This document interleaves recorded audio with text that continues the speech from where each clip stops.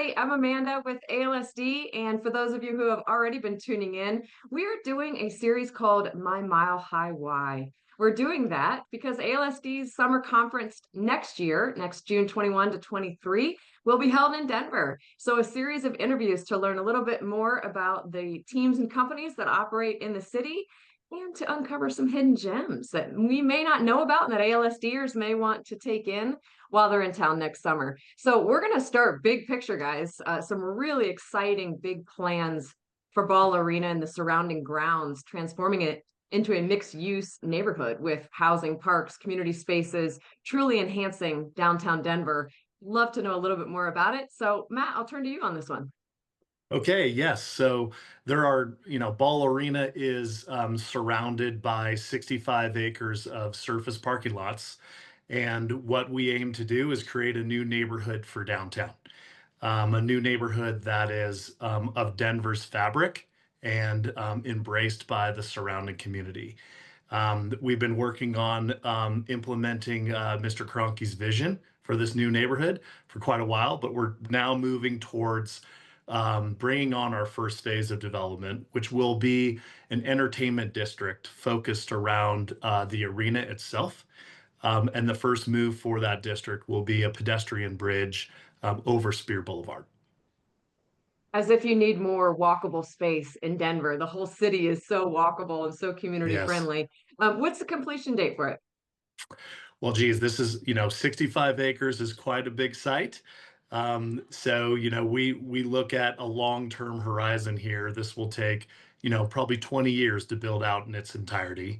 The first entertainment district development will start. We're hoping it starts working through all of our performa and et cetera on this of this time next year, so fall of 26 and a completion in fall of 29, which would be the bridge and associated buildings that are just right at the bridge, all anchored by Ball Arena.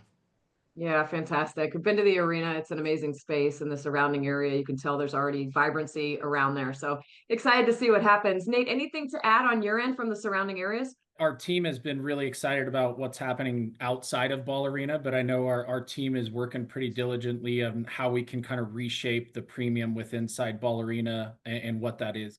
Let's talk about some of the other benefits that you've introduced to your premium seat holders. Nate, one of the things that I noticed coming to a game last winter, I love the valet parking for premium seat holders. I mean, obviously in a cold weather city, that's key. But what else besides that, or perhaps you want to even touch on that benefit and why, how it was conceived? Yeah, the full valet I think has been in inception since we opened Ball Arena, and it really allows us to curate that door-to-door experience for our clients. So it's a great amenity not only for our concerts and events, but it's a place to see the who's who of Denver when you attend a Nuggets game or a big playoff game on the Avalanche side of things. So it's a great benefit for them. Other premium benefits, I don't know if we're doing anything different than what anybody else is doing out there, but I think we do a really good job. When you come into our premium spaces, it's an all-inclusive experience. So food, beverage, beer, wine, liquor, all included in that space. So when you send a client or you send family and friends or come yourself, you don't need to take your wallet out of your pocket to partake and have a great experience there. So our F&B partner in Legends does a fantastic job of curating specialty menus for each event, whether that's tying in local flavors or tying in kind of some local flavors from different cities of the teams we're playing in. Maybe we're playing Philadelphia and we're featuring a Philly cheesesteak as one of the items, or barbecue if we're facing one of the teams from Dallas, et cetera. So I think on top of that, outside of our great game day experiences, we do a ton of events. Our front offices, but on both Avalanche and Nuggets, are fantastic about providing us player access with coaches and front office as well. And we really try to curate fun experiences for our clients to interact with them. So whether it be a Q&A or a wine tasting, or we've done some culinary experiences with players and local chefs. We do a great job of trying to just bring all the good things we're doing inside of Ball Arena on the event side of things and bring it outside so we can interact with our clients. So And lest we forget the amazing smoked old fashions that you guys have in the clubs. I was able to partake in a couple of those when I came for a game recently. Yeah, Legends does a great job with the F&B there too. So thanks for all that, Nate. Let's talk a little bit more about the fun that you mentioned in your answer. I want to talk about the Nuggets parade. Somebody said in 2023 when you guys won, the parade was one for the ages. Can you talk about how you personally celebrated, or if there was a hot spot, for you guys or the staff when you celebrated a championship? Yeah, 23 was obviously really special to see the Nuggets finish on top. I think we were small market underdogs. I think you could say they are our entire existence in the NBA, and for us to finish at the top of that mountain, as I guess you could say, was pretty special. I'm born and raised here in Denver. I haven't missed a championship parade yet. So whether it be the three Broncos championships, three Avs championships, or one Nuggets championships, they're all special days. I think Denver does a great job of throwing a tremendous party when we have that. But that one in particular, we started early. We hosted an event with some of our biggest clients and sponsors down at Ball Arena.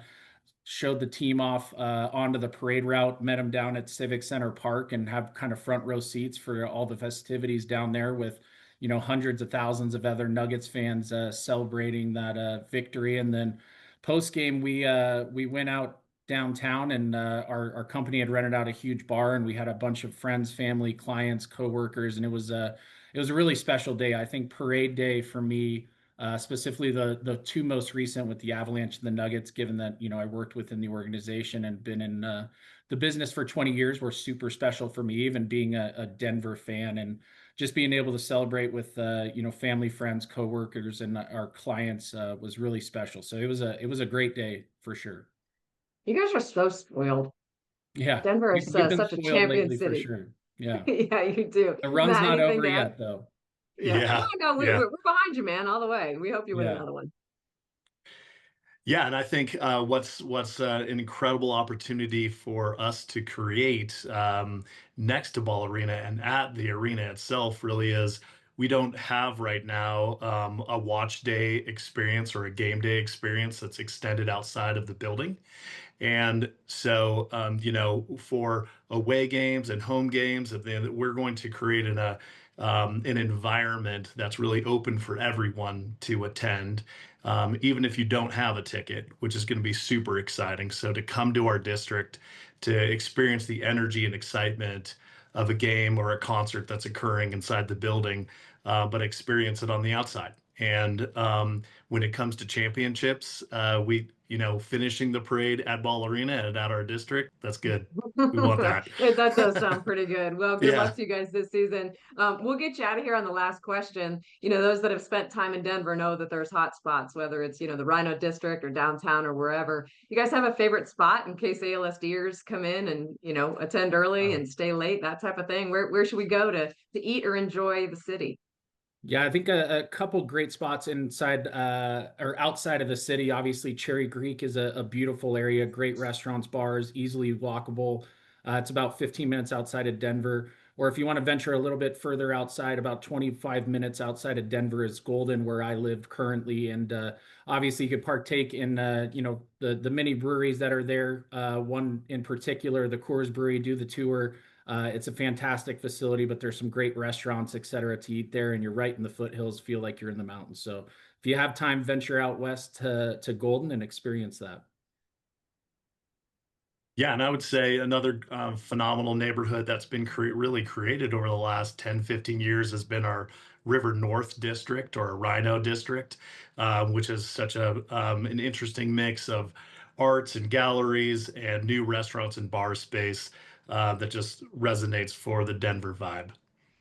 And I think that vibe, Nate, if you would agree, the ALSDers are going to enjoy Rhino and other areas to the furthest extent. We like to party. We roll out the ball and let them play. So, guys, we couldn't be more excited to host next year in Denver. I'm very thankful for your time that you spent with us today. So, until we see you all again next, good luck in reaching the summit, as Nate said, in both your seasons.